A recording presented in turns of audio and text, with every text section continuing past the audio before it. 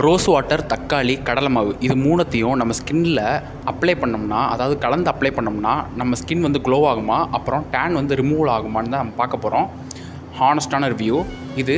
நான் எதுவுமே பண்ணல. இப்போ தான் ஃபேஸ் வாஷ் பண்ணிட்டு நல்லா வைப் பண்ணி எடுத்துகிட்டு அதுக்கப்புறம் ஒவ்வொன்றா நம்ம வந்து ஸ்டெப் பை ஸ்டெப் வந்து அப்ளை பண்ணி பார்க்க போகிறோம். எப்போயுமே வெளியே போய்ட்டு வந்தாலும் நீங்கள் ஃபேஸ் வாஷ் பண்ணிட்டு துடைக்கிறது ரொம்ப ஸ்கின்னுக்கு ரொம்ப நல்லது. இப்போ ஃபஸ்ட்டு கடலை மாவை ஒரு பவுலில் போட்டுக்குங்க.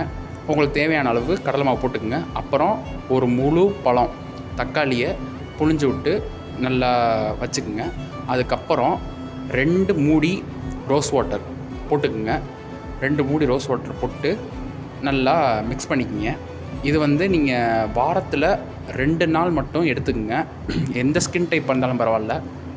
ஏன்னா இதை நான் போட்டுட்டு அப்ளை பண்ணி ஒரு 5 to 10 நிமிஷத்துக்கு மேலே ஊற வைக்காதீங்க உங்கள் ஸ்கின்லேயுமே சரி.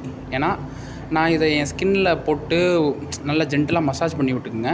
ஸ்கின்னில் போட்டு நான் 5 நிமிஷம் 10 நிமிஷம் கழித்து எனக்கு கொஞ்சம் ட்ரையாகிடுச்சு ஸ்கின், அது மாதிரிலாம் பிடிச்சி இழுத்துச்சு. ஆனால் உங்களுக்கு நல்லாவே பெனிஃபிட் தெரிஞ்சிச்சு. ஏன்னா நார்மலாக நான் சோப் யூஸ் பண்ணி குளிக்கிறதுக்கு இப்போ நான் குளிச்சதுக்கப்புறம் காமிக்கிறேன். இப்போ நான் குளித்து முடிச்சிட்டேன். அதுக்கப்புறம் எனக்கு நல்லா ஃப்ரெஷ்ஷாக ஃபீல் ஆச்சு. அது மட்டும் இல்லாமல் ஒரு பிரைட்னஸ் கிடச்சிச்சு. முன்னாடி இருந்ததுக்கும் நீங்கள் பார்த்தீங்கன்னா இப்போது நல்லா பிரைட்னஸ் கிடச்சி. டேன் வந்து லைட்டாக ரிமூவ் ஆகிருக்கு. ரொம்பன்னு சொல்லிட முடியாது. ஆனால் உங்களுக்கு தேவையான யூஸ் பண்ணுங்கள். Subscribe the channel for more information.